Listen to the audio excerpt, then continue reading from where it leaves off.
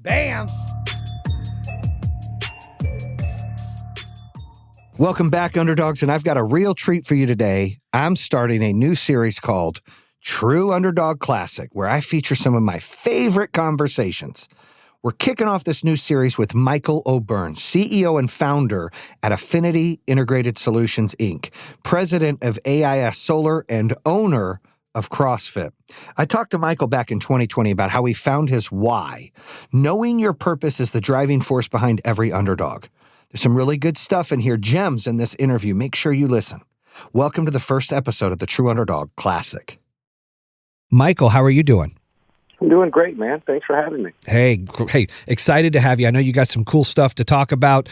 You've done a lot of cool things in your business career and in your life on the personal aspect. We've known each other probably for 6 or 7 years. You run a really successful business. Why don't you just tell us a little bit about your company right now, what you're doing? Well, we are an ADT dealer, and we do, as you said, we do home security and automation. I really think that the smart home security is the direction of the future. And so when we started our company a little over 5 years ago, that was really our direction. And, we were very small. It was me and my buddy, and that was it. Today, I think you said, we have 15 locations in 9 states and about 230 employees. So we've been very fortunate. Bam. When did you open this one up? That was in June. We incorporated in June of 14. We officially opened the doors July 4th. So we could celebrate with the country every year. Oh, that's great. And dude, that's exciting stuff that you've had that kind of growth in such a short time. That's what it's about, right? Really taking that passion and that energy and turning that into something successful. So let's start, before you opened up AIS and, started killing it. Let's talk about, as a kid, what was it like being Michael O'Byrne as a young child? Man, that's a great question. I tell people all the time, unfortunately, I lost my mother a couple of years ago, but she taught me everything in life that I know that's good. We didn't have a lot, but we had each other, had a younger brother, and the three of us were together. When I was about 7, we actually experienced a fire, and we lived in an apartment, so it burnt down not only our apartment, but the rest of the building. So at 7, we literally had nothing. Not figuratively speaking, we had nothing. Well, I had the onesie that I was wearing that day. I don't think we can get by with onesies anymore, can we? No, I don't think so. I still buy them for the granddaughter a little bit, but it's too cold for that stuff here in Michigan. No. So, we obviously we had to start over, man. And I learned everything from my mom. What I learned more than anything was just a work ethic. My mom worked her tail off her whole life. And that's probably the biggest thing that I took from it was, if you want something in life, you got to go get it. And getting it's not just running down to the store and picking it up. Like there's some work involved along the way. So very, very lucky to have that kind of upbringing in childhood. We didn't have a lot, but we had everything we needed. And lucky enough to almost finish school. I didn't quite make it, man. I quit after the 11th grade because I was just bored, man. I wanted to go to work. Did you ever go to college? I took a few online classes, University of Phoenix, wonderful, wonderful school, but no, not really. Well, look at you, and I'm not telling listeners out there not to go to college, right? I've got kids, and I'm always like, look, you got to go to college, but look at you, successful. My wife has a master's degree, so we definitely have that debate.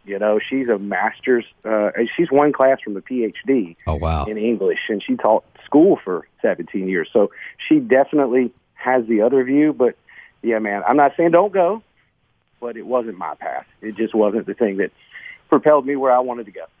I think the classes today, that's a whole debate, and we could do several shows on that. They don't teach kids like money management and entrepreneurship and work ethic and scheduling and, mapping out your life. They teach them, and look, history's cool. I love history, but, what it's an adjective and how quotations, like none of that shit matters. Yeah, I always had a hard time breaking down sentences. I couldn't figure out the nouns from the verbs, and Have you ever seen my post on Instagram? I have teachers and my wife and everybody else saying, "Dude, you understand you misspelt that. And you're using your the wrong way." And I'm like, "Dude, I didn't go to school. What do you want me to do?" Right? Who cares, right? That's right. Well, that's exciting stuff. I mean, not that, it's unfortunate what happened as a childhood, but that you three could bond like that and really grow, and you could see such an inspiration in your mom to really teach you work ethic and be there as a support mechanism for you to grow as a human being, and obviously a father, a husband, a business owner. I mean, that's exciting stuff. I mean, I love hearing stories like that where people overcome things. You hear too many bad things where things happen and people quit, or they make excuses like, well, this happened and I didn't have this. You didn't. And I love that. That's always the problem, man. If you want anything in life, you got to go get it. And that means doing the work to get it. But, yeah, man, those are the things that I look back and, I don't wish to have a different childhood. I'm glad we had the struggles. I'm glad we had the things that happened because it made us who we were, and it shaped us. It made us determined to do what it was that we wanted to do and, kind of march to the beat of our own drum. I know you know a little bit about that. Dude, I do, but I like amen to that. You couldn't hit the spot perfect, man. That was it right there. Don't change a thing. Have zero regrets. We are who we are because of what we've lived through. So that's very inspirational. And I'm sorry about the loss of your mom a few years ago, but I know you've always talked highly of her and she's been an inspiration for you. And I think that's important to always have somebody to look up to, right? And so that there for you was your mom, and that's really cool. So, all right, so you dropped out of the 11th grade or however that went and decided to do what? Well, actually, I was working for an electrical contractor. I had learned to run pipe and pull wires. Didn't know much else, but I knew that. But we were doing some subcontracting work from ADT at the time. Well, I was making about $6 an hour doing the hard work, and the ADT guys would show up and hook up those wires that I pulled, and they were making $12. So I'm not a rocket scientist, but I decided, I'd rather make the 12. Yeah. So I put in an application with those guys. I remember it like it was yesterday. I called that guy, the installation manager, 10 business days in a row. And on the 10th day, he said, for God's sakes, man, if nothing else, you've got persistence. Come on in. Oh, wow. Look at that. That's a great story in itself, too. Like, you didn't take no for an answer, kept harassing them. I mean, till you were persistent. It was kind of harassment, I have to admit. Today's world, you might get charged for shit like that, but not back then. Yeah, I wasn't worried back then because things were different, right? But yeah today, man, they might take out charges, block my number, and I would be out. But yeah, man, I started installing back then, and I loved it. I had a blast doing it. What was that like? I mean, dealing with customers and having to go into homes and do something you're so passionate about doing home security and home automation. What was that like? Well, back then, honestly, if I'm telling the whole story, I was just doing it for the money, man. I was making 6, now I was making 12. I thought I was really moving up in the world, and it wasn't until I was able to install a system for a customer and it actually saved their life that I really became committed to the arm industry. When that happened, it kind of changed everything for me. I already knew what we did was important, but until you see it really happen in someone's life and help them, in this case, save a life, and that's when I was committed. And all of a sudden, it was about what we were doing and not what we got paid. Now, let's hear from our sponsors. Well, tell us about that. What happened for that for that person, that family to be saved, that really put that fire in your belly to have that passion and that why? So I remember selling the alarm system to them. It was one of the first that I'd ever sold because, hadn't sold before. And, be honest again, we were selling for money, man. You made a commission when you made a sale, right? So everybody loves them commissions. I do, and still do, in fact. But we kind of sold in compartments. So basically, I sold him a burglar alarm. We didn't have all the fancy stuff we have today. And, it was about $1,800 back then. It was a different world. And once we did that, then I began to talk about fire security, having monitored smokes. Now, I can see the husband, he was down for the burglary, but now he started to do the math in his head thinking this guy's just trying to upsell. And it was. And I did. And I sold him $800 worth of smoke detectors, man. And I left there happy. I made some money. Oh, yeah. It wasn't until about 6 or 8 months later I get a call from this guy. Now, we didn't really have caller ID and stuff at the time. It might be showing my age there. But anyway, guy's calling. He's frantic on the other end of the line. I don't know who he even is. And I'm like, calm down, bro. What's up? He's crying because that system had gone off. The smoke detector that triggered was outside his daughter's bedroom. And it had woken the family, allowed him to get his daughter and family out of the house during a fire and saved them. The fire department was able to come and save most of the house. But for me, the most important thing was that we saved lives. Dude. And I mean, the hair still stands up on my neck when I talk. You've got my hair standing up. And I know Roberto here is like, his eyes got big, his hair standing up. I mean, think about this. For a man as a child whose apartment burned down and they lost everything, to full circle, to be able to go in and install and, hey, I'm doing this just as a job. And then to sell, hey, I'm just doing this to get paid. But subconsciously, you didn't know what was going on, right? I always bring up my therapist. She always says, look, there's consciously doing things and subconsciously doing things. And subconsciously meaning you're not knowing how this is working. You're like, dude, I'm here for a paycheck, but really there's a plan. You save someone's life and it changes the whole game. They call you. You saved their family. You saved most of their house, their daughter. And now you're like, that's my why. Like, I am where I'm supposed to be. Is that pretty much what happened? Till you find out why, man, you can't really be committed to anything. And it was full circle. And it's probably why I've been in this industry so long. I love it. I love what we get to do. I always kid about it. I piss everybody off in my house every morning. Not on purpose, but because I'm happy, man. I'm singing in the shower. Man, you got to have a passion for what you do to really be good at it. You can't just go through the motions. And that was just the clicking moment for me. Like, this is what I do. This is what I love, and I get to help people. In fact, Jason, we were just, AIS was just awarded in December with a Lifesaver Award, and that's when a system saves someone's life. There's a YouTube video out there now about it, and it's, man, I practically am in tears. I can't even say it. I'm practically in tears every time I see it because we, again, saved a life, and it's what makes this important to me.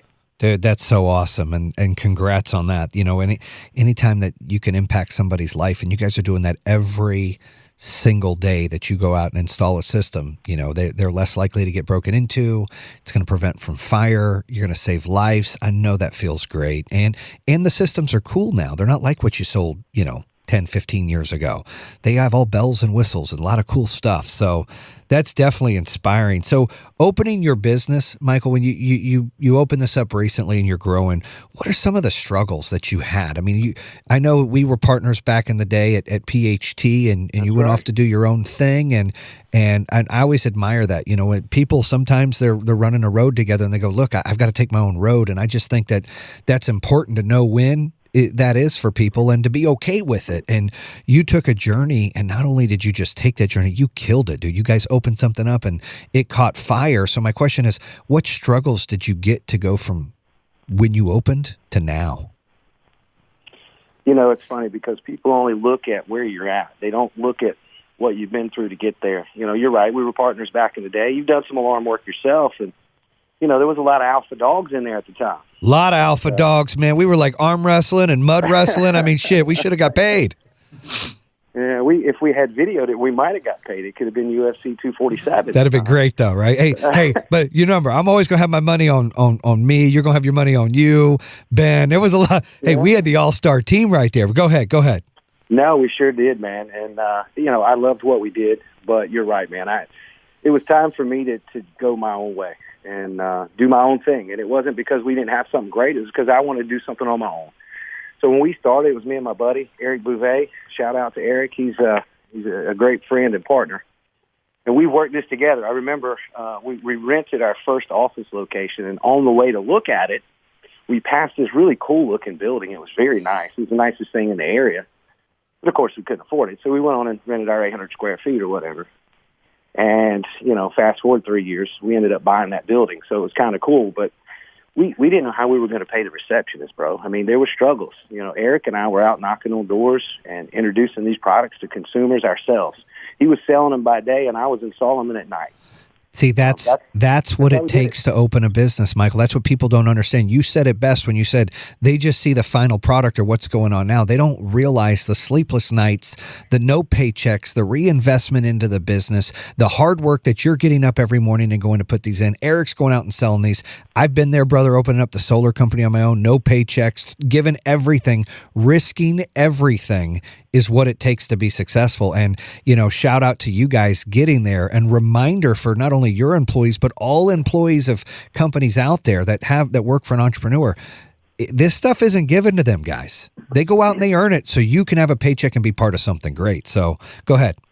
Well, that's what it's about, man. It's building something that's bigger than you. It's, in the beginning it was us. It was only us. But, you can't really ask somebody to do something you're not willing to do yourself.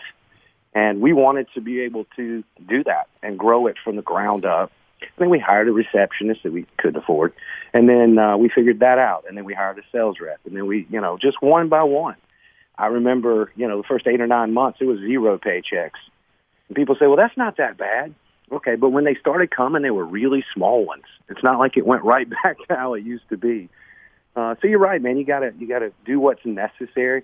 Every time we opened an office, the first couple of times, it scared the crap out of us because there was another big investment and monthly nuts to cover. And yeah, man, it's hard. Now, a quick word from our sponsors. I'm sure you had a lot of doubters, a lot of haters out there. What was that like? What do you do with people that are like, oh, you're not going to make it. Good luck with that. Have fun. Well, what message could you give our listeners about that? Because I'm sure you had that a lot. Well, everybody has some, right? I mean, you're leaving something that's successful, and how are you ever going to be as successful as that? And that really wasn't how we looked at it. We just wanted to do it our own way. I've got a picture in my office. It's a big one. It's over my desk that says, hustle until your haters ask if you're hiring. I've actually seen some stuff like that on Instagram. That's a good quote. I love it because you know what? The haters are what keep you going, man. I mean, everybody that loves you, that's easy. Your family's going to love you no matter what, right? Your kids are going to love you no matter what. It's the haters that keep you going, right? That's the fire. You said I couldn't do something? Shit, watch me, buddy. I'm going to do it. And you have to have a little bit of that attitude in you and desire to make something work, man. This stuff doesn't come easy. No, you're right. I always say, haters are my fuel as well. And I love the quote, have the haters until they ask if you're hiring. That's fantastic. I also believe haters eventually become fans.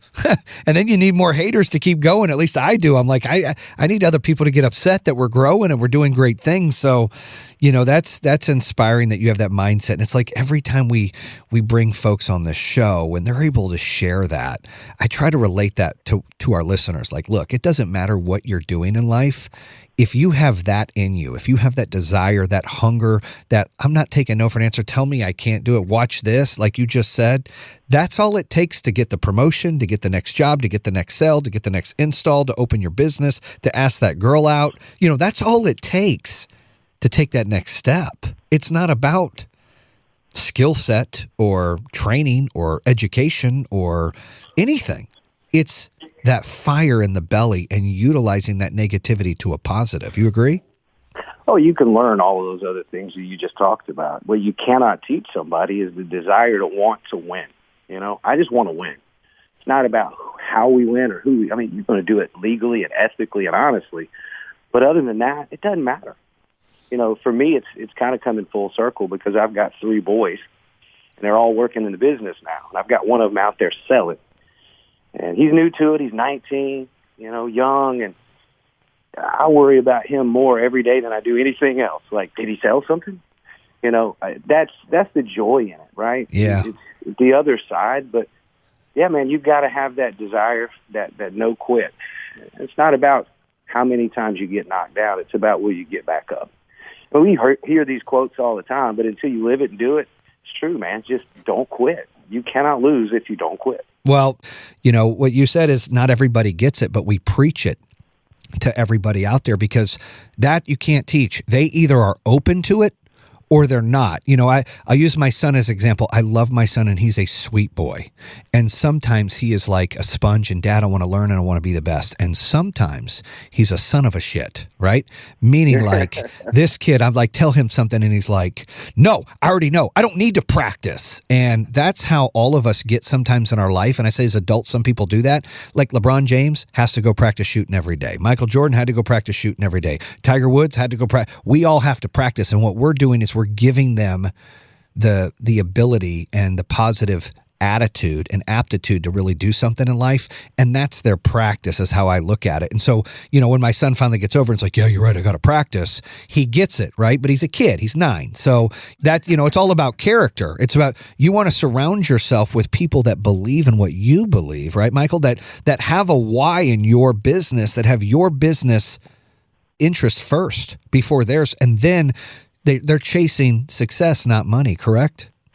Yeah, that's something that Ben's always said, and I totally agree with.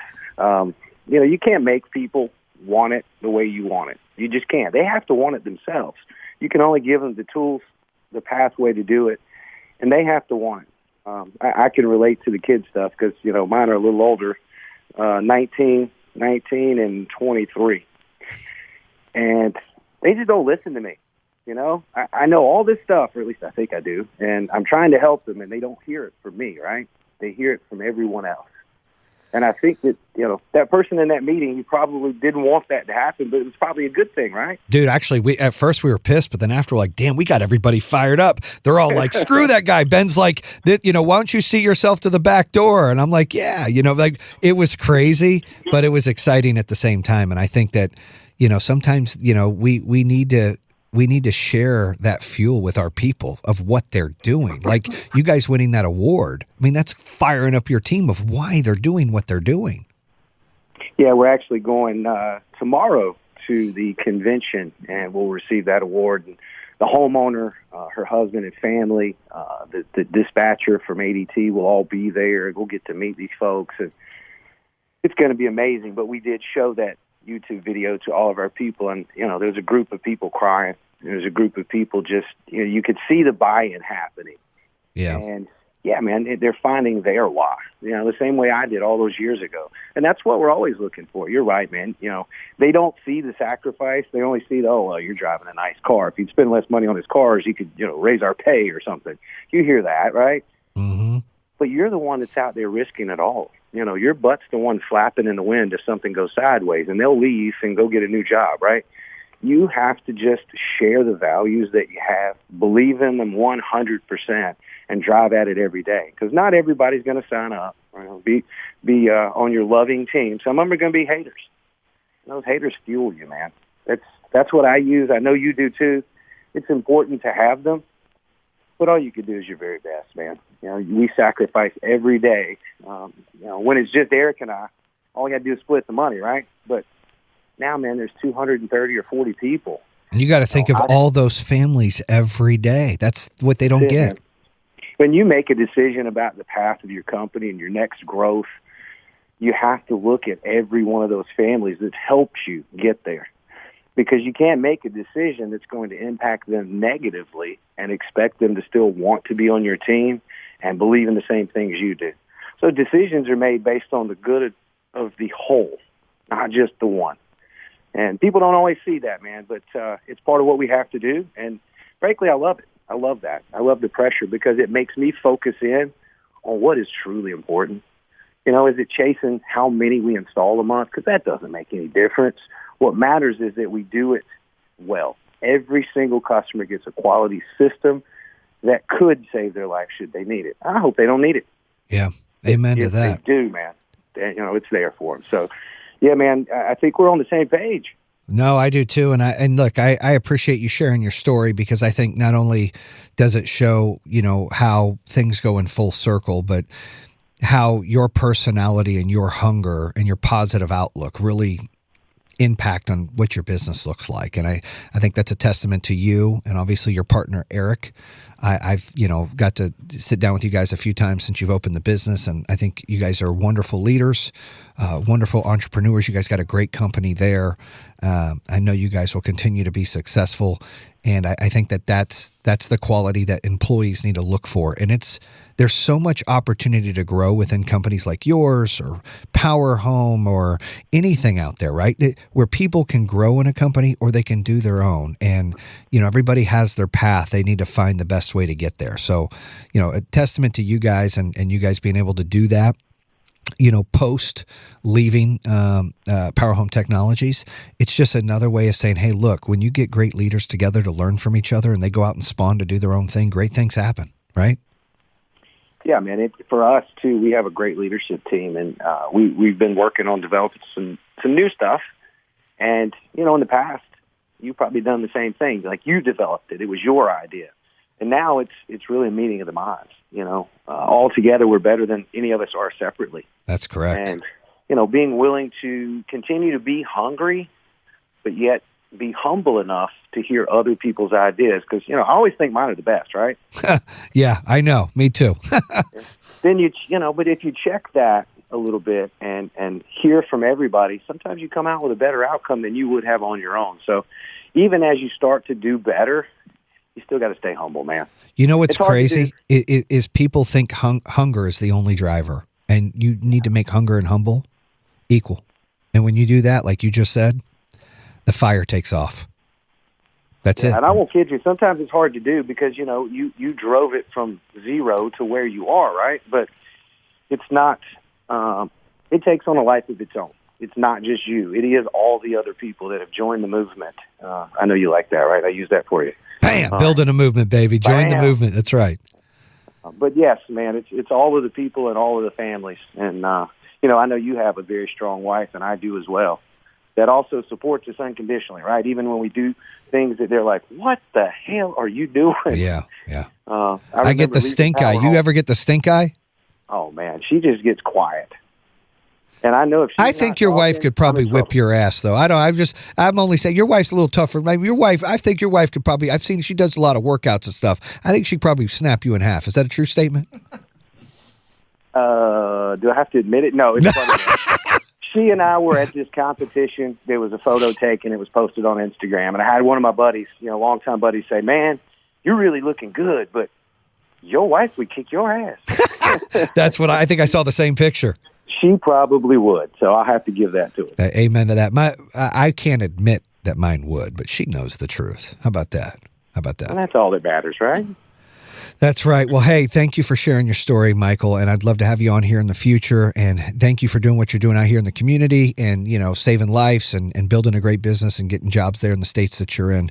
We appreciate that, and we appreciate you sharing this for the listeners to really be able to hear another aspect of somebody overcoming adversity, living full circle, and, being able to be humble and hungry at the same time and use haters as fuel. So I love to share these stories. So thank you so much, Michael. We appreciate your time. Thanks for having me on, guys. Really enjoyed it. And that concludes another episode here on True Underdog. If you're interested in hearing more, make sure you subscribe at iHeartRadio, Spotify, Apple Podcasts, or the YouTube channel. You can always visit TrueUnderdog.com, subscribe to all of them. Make sure you check out our newest episodes coming out on Mondays and Thursdays. True Underdog, baby. Bam!